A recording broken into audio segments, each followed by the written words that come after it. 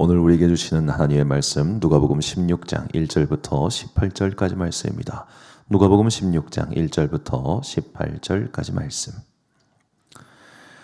이제 봉독하겠습니다. 하나님의 말씀 경청하십시오. 저와 함께 한 절씩 교독하시겠습니다. 예수께서 제자들에게도 말씀하셨다. 어떤 부자가 있었는데 그는 청지기 하나를 두었다. 그는 이 청지기가 자기 재산을 낭비한다는 소문을 듣고서 그를 불러놓고 말하였다. 자네를 두고 말하는 것이 들리는데 어찌된 일인가? 자네가 맡아보던 청지기를 정리하게. 이제부터 자네는 그 일을 볼 수 없네. 그러자 그 청지기는 속으로 말하였다. 주인이 내게서 청지기 직분을 빼앗으려 하니 어떻게 하면 좋을까? 땅을 파자니 힘이 없고 빌어먹자니 낯이 부끄럽구나. 옳지, 내가 무엇을 해야 할지 알겠다. 내가 청지기의 자리에서 떨려날 때에 사람들이 나를 자기네 집으로 맞아들이도록 조치해 놓아야지.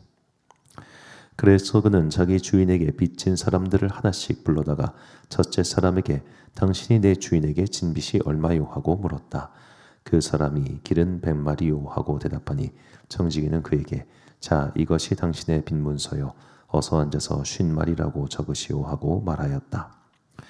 그리고 다른 사람에게 묻기를 당신의 빚은 얼마요? 하였다. 그 사람이 밀 100섬이요 하고 대답하니 청지기가 그에게 말하기를 자, 이것이 당신의 빚문서요. 받아서 80섬이라고 적으시오 하였다.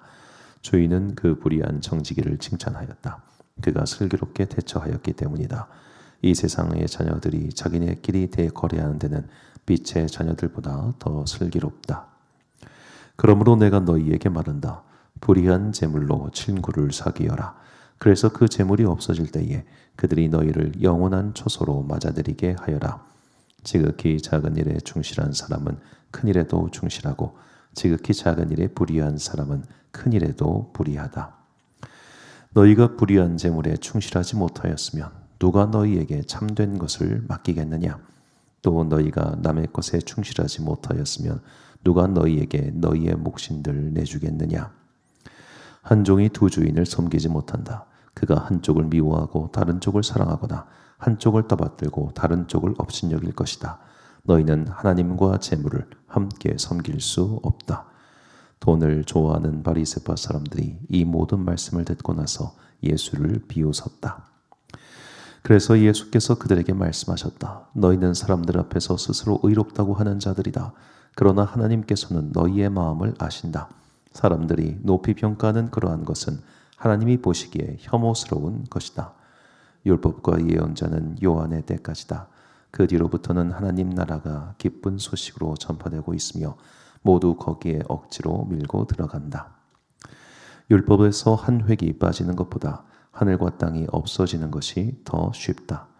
자기 아내를 버리고 다른 여자에게 장가드는 사람은 간음하는 것이며 남편에게서 버림받은 여자에게 장가드는 사람도 간음하는 것이다. 아멘. 희년 하나님 나라를 이루는 방법이라는 제목으로 하나님의 말씀 선포하겠습니다. 자, 오늘 본문 말씀은 사실 우리가 조금 집중해서 읽으면 되게 이상한 말입니다. 자, 주인에게 불의한 청지기가 있다고 합니다. 요즘으로 좀 쉽게 설명하면 어떤 사장님 계시고 그 사장님 밑에 그 회사의 장부를 관리하는 회계관리 직원이 있다고 생각해 봅시다. 그런데 그가 회사 돈을 횡령하다가 걸린 겁니다. 그래서 이제 잘리게 되었습니다. 그런데 이 사람이 잘리기 전에 야, 이거 내가 어디 지금 이 나이에 나가서 취직할 데 없을 테니까 그 회사와 채무 관계에 있는 사람들을 찾아가 가지고 야, 너 이 회사에 얼마 빚졌어? 얼마 빚졌는데요? 야, 그럼 여기다가 사인 다시 해가지고 내가 빚 좀 떨궈줄게. 이렇게 뒤에서 불법 거래한 겁니다. 그러니까 이 청지기 누가복음 16장의 초반부에 나오는 이 사람의 행동을 오늘날 현대식 용어로 해석하면 횡령과 배임이에요. 횡령과 배임. 이 사람은 지금 불법에 불법을 더한 겁니다. 자, 이렇게 불법에 불법을 더했으면 이 사람의 갈 곳은 감옥입니다. 그런데 예수님께서는 이 비유 속에서 주인이 이 사람을 칭찬해요. 본문 8절 주인이 이 옳지 않은 청지기가 일을 지혜 있게 자 옳지 않은 청지기 그런데 이를 지혜 있게 하였으므로 칭찬하였으니 이 세대의 아들들이 자기 시대에 있어서는 빛의 아들들보다 더 지혜로움이라. 자, 도대체 이 옳지 않은 청지기가 회사 돈을 빼돌린 횡령과 배임을 저질렀는데 왜 이 일을 지혜롭게 처리하였다고 칭찬하였을까요? 이거 사실 깊숙하게 우리가 조금 고민하고 읽으면 되게 말도 안 되는 이야기입니다. 그러니까 바리새인들은 돈을 좋아하는 자들이라 이 모든 것을 듣고 비웃거늘. 왜 비웃었겠습니까? 뭔 소리를 하는 거야 지금. 저 청지기는 지금 횡령을 저지르고 배임을 저질렀는데 그게 일을 옳게 하는 거라고? 저 예수님 말씀이 왜 저래? 당연히 상식적으로 이런 말을 할 수밖에 없습니다. 자, 이 본문의 말씀을, 이 본문의 비유를 왜 이렇게 말씀하셨는지를 우리가 이해하기 위해서는 이 당대 사람들도 잊어버리고 있었던 구약의 굉장히 중요한 율법을 떠올려야 합니다. 바로 희년이라고 하는 율법입니다. 자, 희년이라고 하는 율법을 새벽에 다 설명하기엔 너무 길어지니까 간단히 이야기하면 하나님께서 일주일 7일째 되는 날 쉬셨죠. 그래서 그날을 거룩하게 구별해서 안식일이라고 합니다. 그리고 하나님께서는 이렇게 일주일에 한 번만 쉬는 게 아니라 7년 내 1년을 쉬어라. 그래서 그 기간 동안은 땅이 계속해서 해마다 생산하고 하니까 지력이 많이 상할 거 아니에요. 그러니까 땅도 좀 쉬어라 해서 땅이 쉴 수 있는 7년째 되는 날 안식년을 만드십니다. 자, 그렇게 안식년을 만드신 이후에 7 곱하기 7 49 그리고 50년째 되는 해, 그때는 희년, 기쁨의 해라고 해서 너희가 그동안 땅 거래한 거를 원상태로 복구시켜라. 그리고 히브리 동포 노예들을 그 사람들을 모두 다 무상으로 풀어줘라. 신분 해방을 해주라는 얘기예요. 자, 이 두 가지가 희년 율법의 핵심입니다. 그래서 50년마다 토지를 원상태로 노비 상태 동포를 무상으로 해방시키는 율법, 이게 희년의 율법이에요. 이 50년마다 토지를 원상태로 복구시켜라, 이게 무슨 말이냐면 이걸 알기 위해서는 이제 이스라엘의 땅 분배를 알아야 됩니다. 우리가 여호수아서를 보면 지파별로 너는 어디 딱 분배를 시켰잖아요. 그리고 그 지파 안에서 또 족속별로 너는 이 동네, 너는 이 동네, 너는 이 동네. 뭐 우리로 치면은 저쪽은 광산김과 이쪽은 전주이시 이렇게 나눈 다음에 그 전주이시 내에서도 막 무슨 공파 있잖아요. 그 사람들마다 이제 지역 그 마을들이 있을 거 아닙니까? 그 마을들 내에서 또 무슨 공파 내에 어떤 집안의 땅 이렇게 땅들이 다 분배를 해준 거예요. 그렇게 분배를 하고 요이 땅 시작을 했는데 누군가는 능력이 있으니까 일을 열심히 하고 해가지고 재산이 불어나고 누군가는 여러 가지 사정이 있어서 재산이 줄어들었을 거 아닙니까? 그럼 재산이 줄어든 사람들은 자연스럽게 이거 조상한테 물려받은 땅이지만 당장 먹고 살아야 되니까 땅을 팔았어요. 그리고 더 어려워진 사람은 땅도 다 팔고 소장농 신세가 된 거예요. 자, 이렇게 이 50년의 세월 동안 경제적으로 하층민이 된 사람들에게 땅을 돌려주고 이 상태를 해방시켜 주라는 거예요. 왜? 계속해서 이 사람들이 가난을 되물림하지 않도록 이거를 원상복구 시켜가지고 다시 시작해라라고 하시는 겁니다. 자, 이렇게 이야기하면은 두 가지 생각이 들 겁니다. 일단 이건 굉장히 파격적인 경제 조치죠. 예를 들어 제가 은행 빚이 얼마 있다고 칩시다. 실제로도 있지만 일단 칩시다. 그거를 이제 50년 지나니까 은행에서 50년 동안 이자 냈으면 원금은 이미 나 넘어갔어. 그냥 이제 빚 다 퉁쳐줄게 라고 했다고 칩시다. 그러면 사람들은 난리가 날 겁니다. 이건 도덕적 해이라고. 어떻게 이런 일이 있을 수 있냐고. 그런 일은 현실에서 거의 벌어지지 않겠죠. 채무는 100년이 지나도 여전히 채무로 남아있을 겁니다. 그런데 하나님께서 50년마다 강제적으로 이거를 집행해라 라고 명령을 하신 거예요. 레위기에서. 이 어려운 명령을 사람들이 지켰을까요? 학자들은 말합니다. 한 번도 지키지 않았을 거라고. 한 번도. 자, 안식년은 이제 7년마다 한 번씩 농사를 쉬는 겁니다. 농사를 쉬면 그래 땅은 지력을 회복하니까 좋겠지만 사람들이 뭐 먹고 살아요? 그러니까 하나님께서 약속하신 게 뭐냐면 6년째 되는 해에 내가 너희의 땅의 소출을 2배로 줄 거야. 그래서 7년째 되는 해와 그 다음 해까지 먹고 살 걸 줄 테니까 걱정하지 말고 안식년을 지켜. 이게 하나님의 명령이었습니다. 그런데도 안 지켜요. 저 같아도 그럴 것 같아요. 불안하지 않습니까? 당장에 어떻게 될지 모르는데 하나님 말씀만 덜컥 믿고 내가 쉬어버리면 우리 1년 동안 사실상 2년이죠. 2년 동안 굶어 죽잖아요. 그러니까 못하는 거예요. 자, 노비 상태를 해방하고 땅을 원래대로 돌려주는 건 쉬워 보여요. 하지만 나는 뭐 공짜로 밥 벌어 먹었습니까? 나도 열심히 일해가지고 그 땅을 산 거잖아요. 남들보다 열심히 일해서. 내가 열심히 일한 노동의 대가가 이게 50년이 됐든 100년이 됐든 이건 내 거지. 내가 노력한 거니까. 그런데 이걸 다시 원상복귀시킨다? 어려운 일이죠. 매우 어려운 일일 겁니다. 자, 그러니까 이 사람들은 순종하지 못합니다. 한 번도 순종하지 못합니다. 자, 그래서 하나님께서는 오냐 하시고 그거를 강제 집행하세요. 그게 70년의 포로기입니다. 역대하 36장 21절 말씀 보니까 이에 토지가 황폐하여 땅이 안식년을 누림같이 안식하여 70년을 지냈으니 여호와께서 예레미야의 입으로 하신 말씀이 이루어졌더라. 아멘. 자, 너희가 안식년 안 지켰지? 오케이.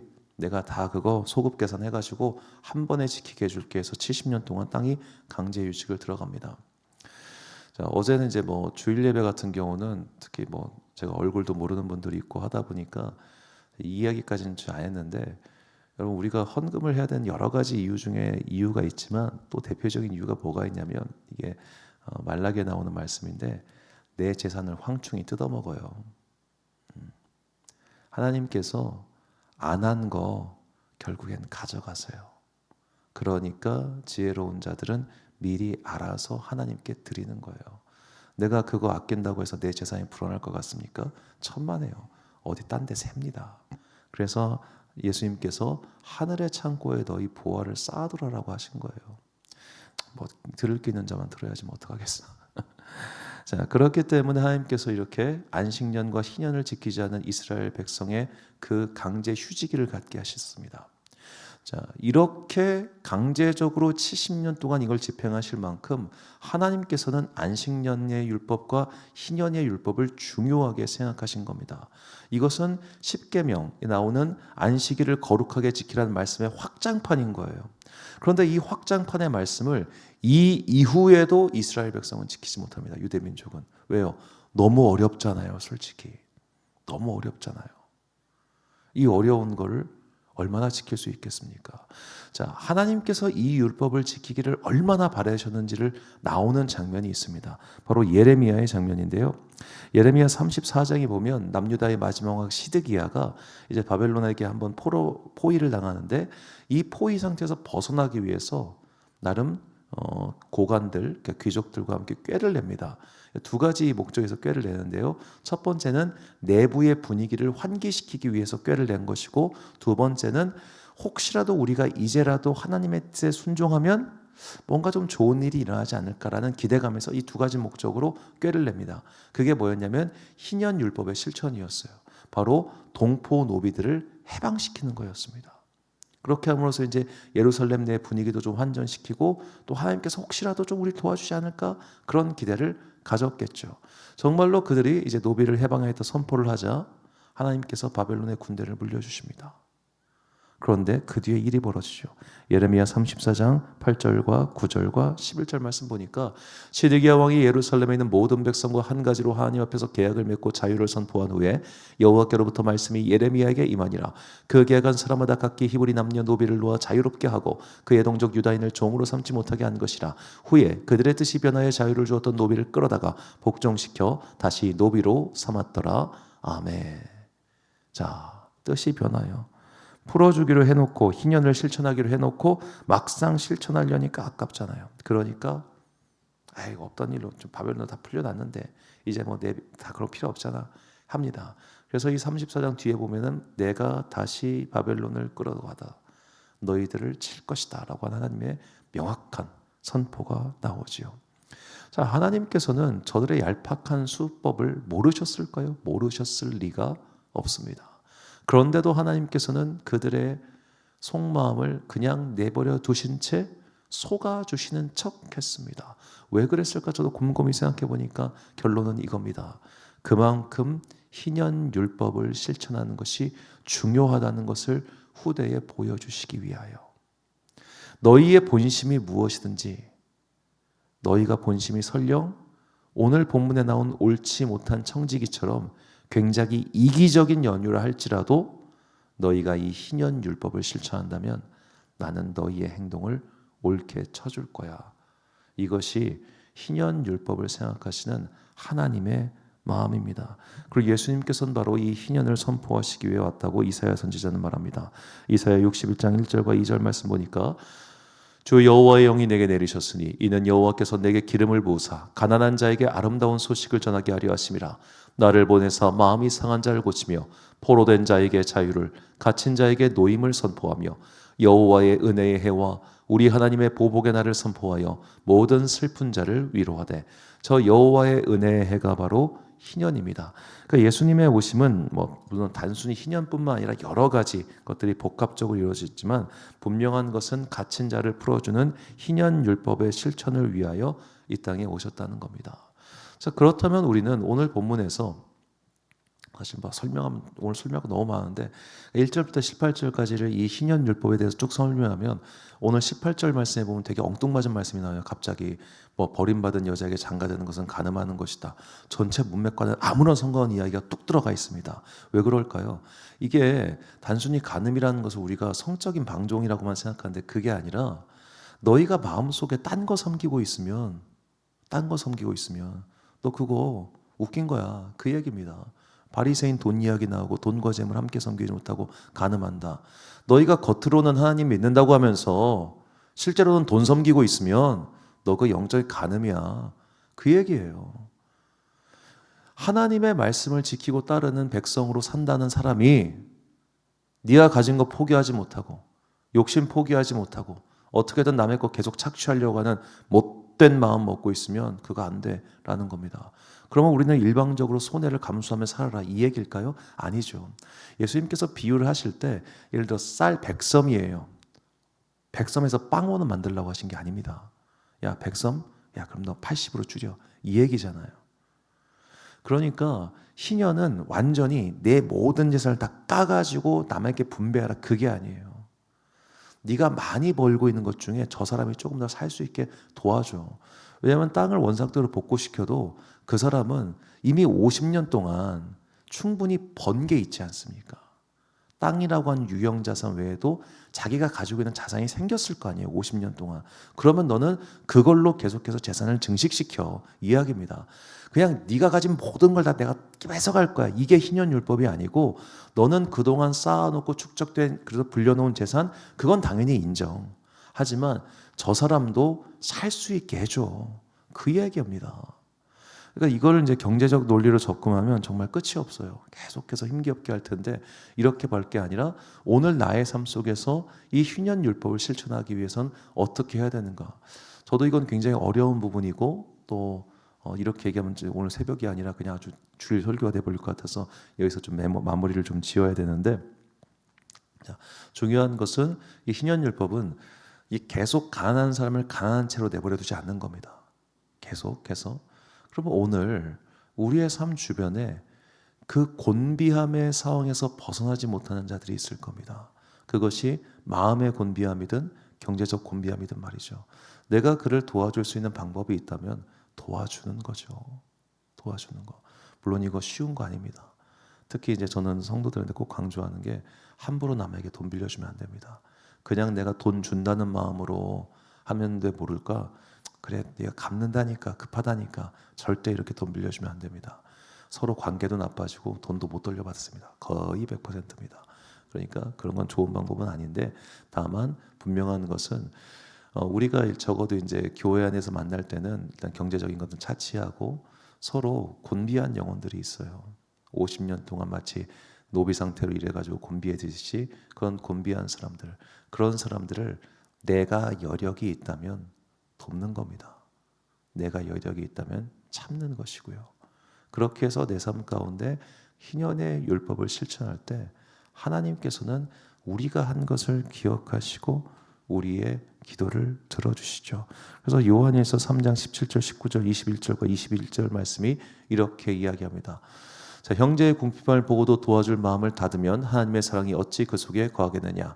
그러니까 형제를 사랑함으로써 우리가 진리에 속한 줄을 알고 또 우리 마음을 주 앞에서 굳세게 하리니. 왜 굳세게 합니까? 이렇게 하나님의 말씀을 실천했기 때문에 우리 마음에 담대함이 생기는 거예요. 우리 마음에 우리를 책망할 것이 없으면 하나님 앞에서 담대함을 얻고 무엇이든지 구하는 바를 그에게서 받나니 이는 우리가 그의 계명을 지키고 그 앞에서 기뻐하시는 것을 행함이라. 그렇게 기뻐하시는 것을 행하며 나도 피곤하고 나도 지치고 나도 그냥 사랑받고 나도 이해받고 싶지만 나보다 더 연약하고 더 어려운 자를 위해서 그래 내가 나의 시간, 나의 마음, 나의 힘을 써서 너를 섬겨줄게. 네가 가끔씩 이기적인 모습을 보이고 네가 가끔씩 그렇게 짠돌이 같은 모습을 보여서 나를 굉장히 기분 나쁘게 하고 피곤하게 하지만 그래도 내가 너를 섬겨주고 사랑해 볼게 라는 마음으로 살 때 하나님께서는 그것을 굉장히 기쁘게 여기신다는 것. 얼마나 기쁘시면 횡령과 배임을 저지르는 사람을 지혜롭다고 칭찬하시겠어요. 하나님은 이거를 우리에게 원하시는 겁니다. 우리가 마음속으로 그 사람 싫어할 수 있죠. 솔직히 싫을 수도 있죠. 하는 행동 보면 밉지. 하지만 그럼에도 불구하고 내가 하나님의 자녀로서 그 좀 미운 마음 가라앉혀 놓고 그래 알았다. 네가 아직 미약하니까 네가 아직 어리니까 그런 마음으로 섬기고 보살펴주면 하나님께서 그거 정말 기뻐하시고 내 삶에서 역사하신다는 것을 우리가 결코 잊어서는 안 됩니다. 결단의 말씀은 고린도전서 10장 31절과 33절 말씀 한 목소리로 봉독하겠습니다. 시작.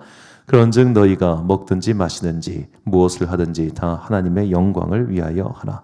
나와 같이 모든 일에 모든 사람을 기쁘게 하여 자신의 유익을 구하지 아니하고 많은 사람의 유익을 구하여 그들로 구원을 받게 하라. 아멘.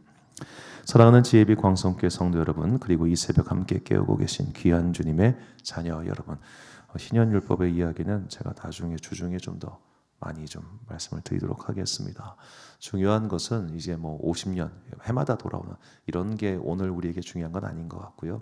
왜냐하면 그것은 이제 토지 경제관 자체가 지금이랑 너무 다르기 때문에 이 율법을 그대로 우리에게 적용시키긴 좀 무리가 있어요. 예를 들어 뭐 전세 50년 살면 그 집 내 거 이런 식인데 이게 그걸 어떻게 이제 이 현대에서 실천할 수 있겠습니까? 그건 좀 어려운 얘기죠. 국가 단위의 강제 집행이 이루어지지 않는 이상. 그래서 오늘 나의 삶 속에서 신현율법을 어떻게 실천할 것인가 이건 저도 굉장히 좀 다시 한번 생각해 볼 문제입니다. 중요한 것은 내가 가진 것에 감사하며 내가 가진 것을 조금 나보다 덜 가진 사람에게 나눠주고자 하는 애씀이죠. 하나님은 그것을 기뻐하시고 기억하시고 우리 마음속에 그 당신의 기쁨을 전달해 주십니다. 그래서 우리는 주님 앞에서 담대함을 얻고 하나님을 기쁘시게 하는 자라는 칭찬을 받게 될 것이죠. 하나님께서 정말 기뻐하시는 이 희년율법의 삶을 내 삶 가운데서 실천하기 위하여 오늘 최선을 다하여 말씀 앞에 순종하는 여러분과 제가 되시기를 주님의 이름으로 축원합니다. 기도하겠습니다. 사랑과 은혜가 충만하신 아버지 하나님 참으로 감사합니다. 오늘 희년율법이 얼마나 중요한가를 예수님의 말씀을 통해서 우리에게 가르쳐 주시니 감사합니다. 그동안 잊고 살았던 희년율법의 중요함을 다시 한번 깨닫고 우리의 삶 가운데 이것을 이루기 위한 영적인 노력과 투쟁을 게을리하지 않는 지혜롭고 슬기로운 주의 자녀들 되게 하여 주옵소서. 특별히 이 말씀을 오늘 우리의 삶 속에서 어떻게 적용시킬 수 있을까 이것을 기도하고 고민하는 자녀들 되게 하여 주옵소서. 내가 받은 것은 무엇이며 내가 나눌 수 있는 것은 무엇입니까? 하나님, 나로 하여금 나를 보게 하사 내가 가진 것들에 대한 감사의 마음으로 그리고 내가 나눌 수 있는 것에 대한 은혜의 마음으로 살아가게 하여 주옵소서. 언젠간 주님께서 우리의 것을 요구하실 때 우리가 기쁜 마음으로 나의 것을 주님께 번제로 드려서 그것으로 말미암아 이 땅에 곧 고통받고 힘겨워하는 자들이 위로와 소망을 얻게 되기를 간절히 소망하오며 이 모든 말씀 우리 구주 예수 그리스도의 이름으로 기도드립니다. 아멘. 오늘의 기도 제목입니다. 희년율법은 이웃을 돕기 위한 희생의 실천입니다. 내 삶에서 희년의 말씀을 어떻게 실천할 수 있을까요? 희년율법의 실천을 통한 하나님 나라 실현을 위해 지혜를 달라고 기도하십시오. 오늘 주신 기도의 제목 가지고 기도와 묵상에 힘쓰는 하루 되시길 바랍니다. 기도하겠습니다.